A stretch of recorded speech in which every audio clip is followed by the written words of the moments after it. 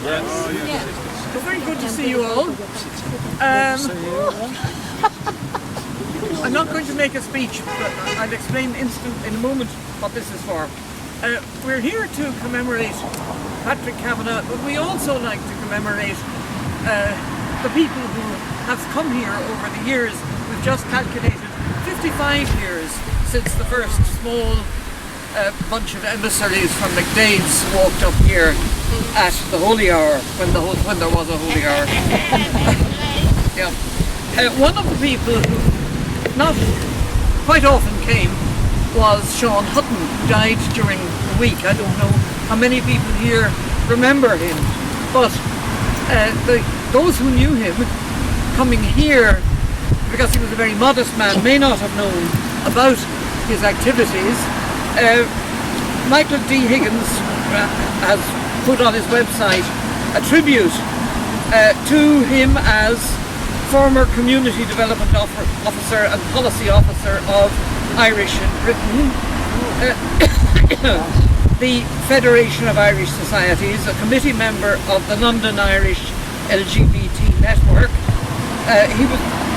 His commitment to equality was also evidenced in his attendance at the very first meeting of the Irish anti-apartheid movement in Dublin in 1964, and the tribute mentions also his collections Shachran Ruari agus Danta Ella, which was awarded Duish Hian Irirdain. I'm going to read the last 4 lines of a poem that he wrote for Pierce Hutchinson, and then I'm going to read a translation, and then I'll read a poem by Patrick Kavanagh, and then everybody else, others may do so likewise. The Fearus, he writes, Láshin an Chamori, you're a vanamid in Masknagros, oiter lag Michael the Lura, the Puram of Sanui, Norvation and Tangle Urta Bees, who can of Rahra, Fichlo religere oig, in Hungary, a via Vraggart, the Goram the Spere, a loher, con the Laba Ur I grain a killa, a achto Iru. That day of your memorial, when we gathered among the crosses, where Michael carefully laid your ashes in the grave, wasn't it the angel Urtebis, or one of his fellows, in the form of a young gravedigger, whose dungarees matched the blue of the sky, who was there to make up your new bed in the earth of Glasnevin? I will read a short Kavanagh poem and read it for now. This one is called The One. Green, blue, yellow and red, God is down in the swamps and marshes, sensational as April and almost incredible the flowering of our catharsis, a humble scene in a backward place where no one important ever looked. The raving flowers looked up in the face of the one and the endless, the mind that has balked the profoundest of mortals, a primrose, a violent wild iris, but mostly anonymous performers, yet an important occasion as the muse at her toilet appeared, the local farmers, that beautiful, beautiful, beautiful God was breathing his love by a cutaway dog. Okay, the floor is now open to those who would like to read a poem.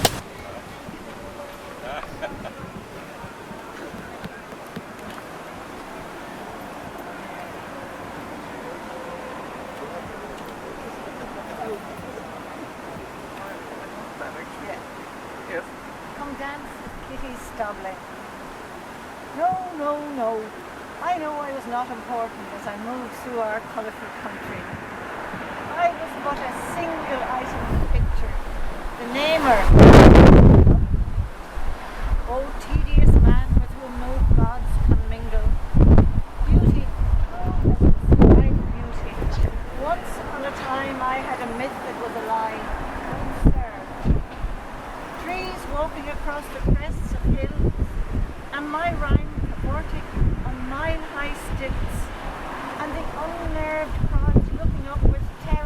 irrational faces. Oh, dance with Kitty Stobling, I outrageously cried out of sense to them, while their timorous paces stumbled behind Job's page boy paging me. I had a very pleasant journey, thank you sincerely for giving me my madness back, or nearly.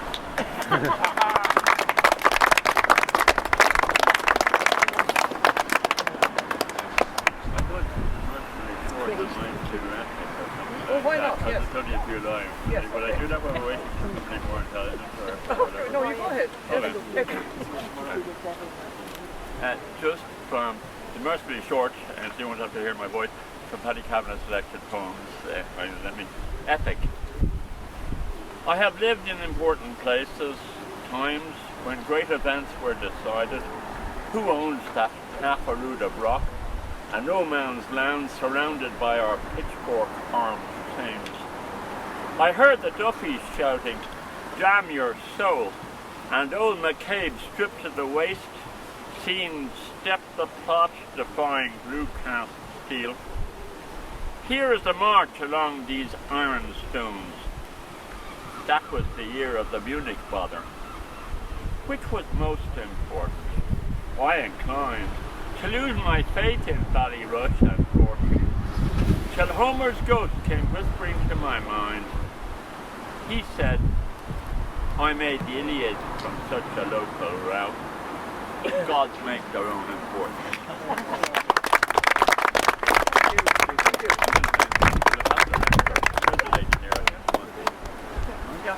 Siobhan McKenna read that poem here on St. Patrick's Day, 1968, when this seat was first inaugurated.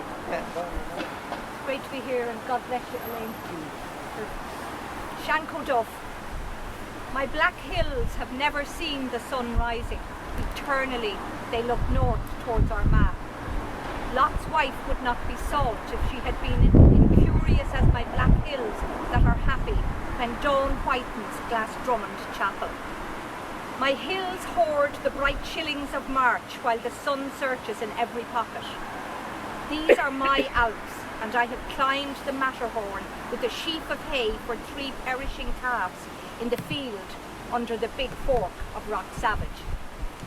The sleety winds fondle the rushy beards of Shanco Duff, while the cattle drovers sheltering in the Fadarna bush look up and say, who owns them hungry hills that the water hen and snipe must have forsaken?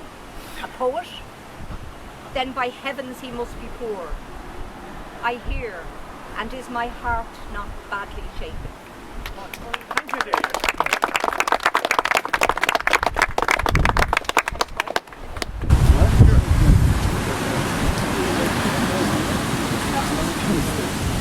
Oh yes, so you just passed it actually.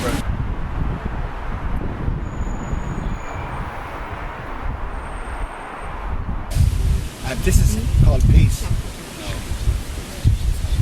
And sometimes I'm sorry when the grass is growing over the stones in quiet hollows and the cocksfoot leans across the rutted carpaths, that I am not the voice of country fellows who are now standing by some headland talking of turnips and potatoes and young corn, or turf banks stripped for victory. Here peace is still hawking his coloured palms and scarves and beads of horn. Upon a headland by a whinny ledge, a hare looks looking down a leaf-lap furrow. There's an old plough upside down on a weedy ridge, and somebody is shouldering home a saddle harrow.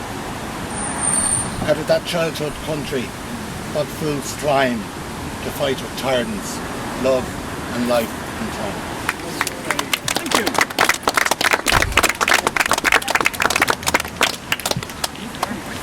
Same again. I have my friends, my public, and they are waiting for me to come again as their one and only bard with a new statement that will repay all the waitment when I was hitting the bottle hard. I know it is not right to be light and flippant. There are people in the streets who steer by my star. There was nothing they could do but view me while I threw back large whiskies in the corner of a smoky bar. And if only I could get drunk, it wouldn't be so bad. with a pain in my stomach I wasn't even comic, swallowing every digestive pill to be had. Some of my friends stayed faithful, but quite a handful looked upon it as the end. I could quite safely be dismissed, a dead loss in the final uptoss. He's finished, and that's definitely. But we don't need to go on for too long, but we have another speaker.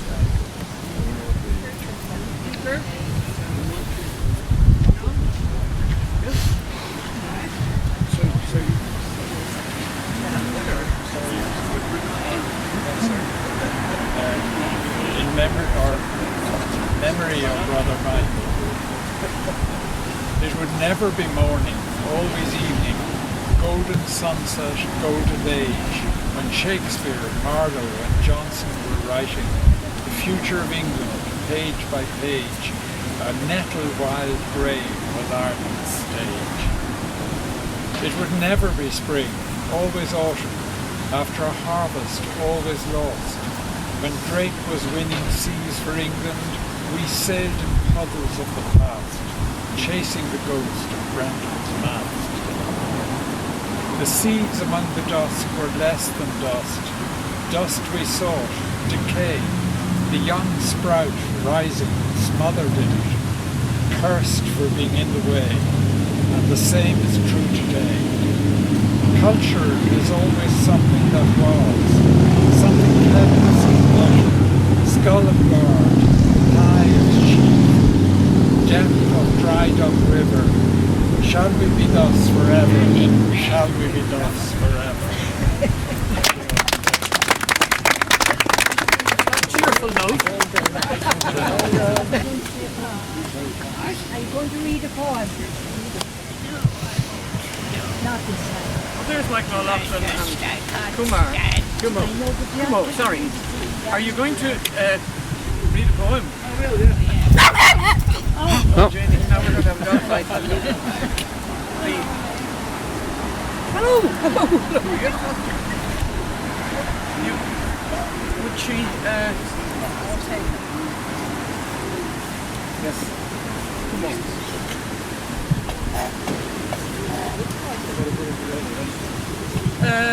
There you have it. Somebody read Peace. Somebody read Club Dance with Kitty Stumbling. Oh, I see. Yeah.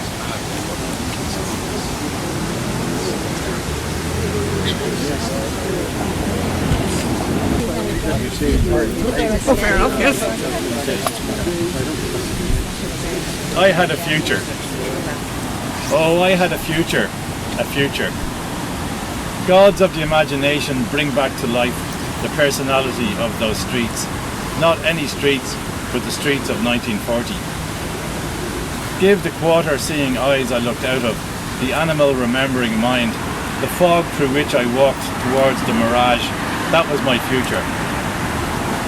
The women I was to meet, they were nowhere in sight.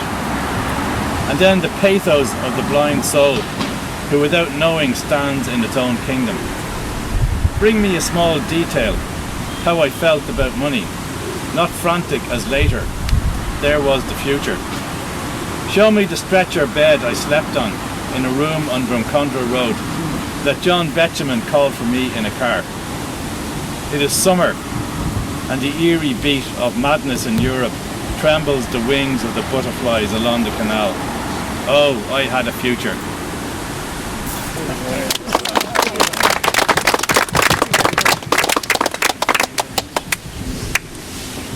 We might adjourn if people... We'll sing one more song.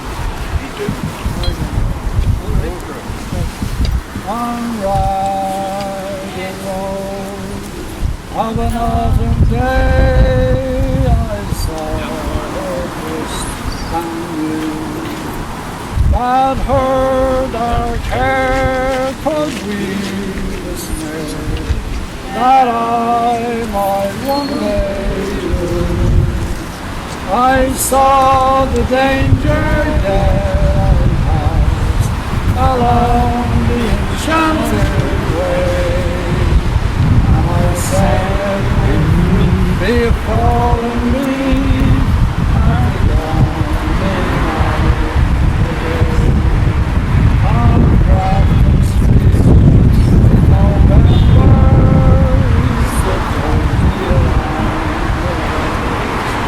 of a deep ravine where can we see the world of passion's face, where queen hearts still vacant hands, and I not making hay.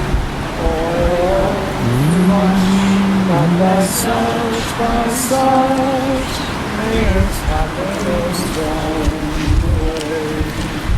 I gave for gifts of the mind, I gave for the secret sound that's known to artists who have known that through gods of sound and stone and words and tint are without stint, I gave her poems to say, with her own anger and her own dark hair, like clouds of the field they made. From the quiet streets where her own was meet, I could see her walking down, away from me so hurriedly. My reason most allowed that I had loved not as I should, a creature made